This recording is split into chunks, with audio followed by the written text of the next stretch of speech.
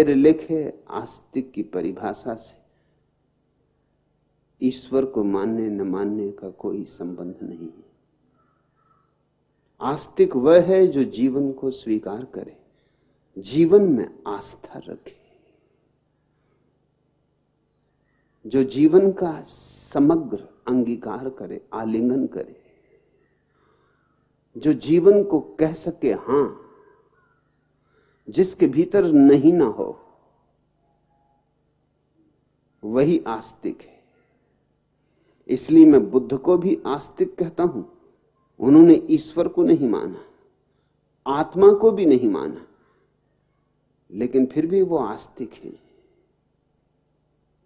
महावीर को आस्तिक कहता हूं, यद्यपि उन्होंने ईश्वर को नहीं माना। ईश्वर से आस्तिकता और नास्तिकता का संबंध छोड़ दो। यूं तो दुनिया में कितने लोग ईश्वर को मानने वाले, लेकिन आस्तिक कहां?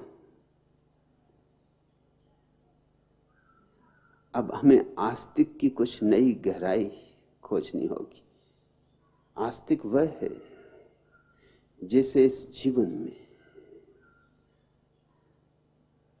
जीवन के कण कण में, रंग रंग में, श्वास श्वास में भगवत्ता का बोध होता है।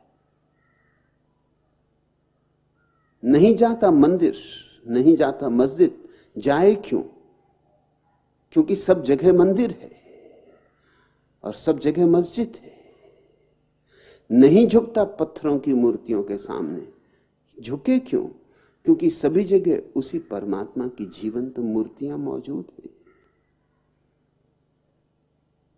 फूलों के सामने झुक लेता है, हरे वृक्षों के पास झुक लेता है, चांतारों के साथ नाच लेता है, इंद्रधनुषों के साथ गुनगुना लेता है।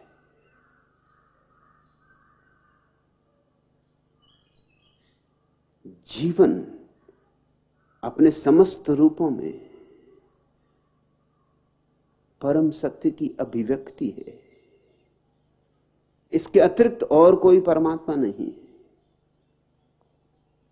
लेकिन सदियों से यह जहर कूट कूट कर तुम्हारे रग रेशे में भरा गया है कि ईश्वर है जीवन विरोधी। अगर ईश्वर को पाना है तो जीवन को इंकार कर देना होगा, जीवन से पीठ फेर लेनी होगी, जीवन के युद्ध से हट जाना होगा। और सबसे सुगम उपाय है जीवन से पीठ फेर लेने का यह कह देना कि जीवन भ्रम है, माया है, झूठ है ही नहीं।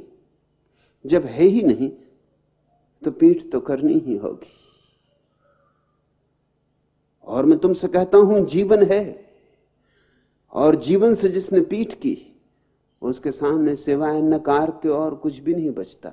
न फूलों के रंग बचते हैं, न कोयलों की कूक बचती है, न मोरों का नृत्य बचता है, न सौंदर्य, न सत्य, न प्रेम। उससे जीवन की सारी रसधार विदा हो जाती, वह तो सूख रहता है। और ऐसे ही सूख गए जीवन की रसधार से, सब तरह से टूट गए लोगों को तुमने संत और महात्मा कहा है।